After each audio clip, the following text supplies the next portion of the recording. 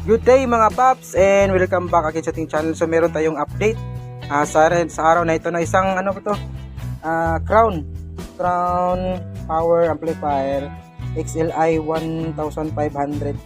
So ito yung loob niya. Ayan, ito yung kanyang power supply portion. Ayan, tapos ito naman yung kanyang output.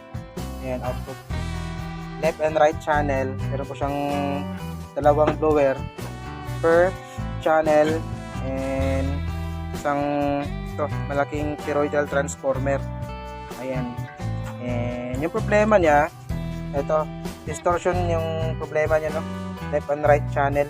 Ito yung mga pinalitan ni Ninjotech. Sa mga gustong mapanood yung buong video, full video, is puntahan nyo yung channel ni Ninjotech, no? Ayan. Soon to be uploaded. Ayan.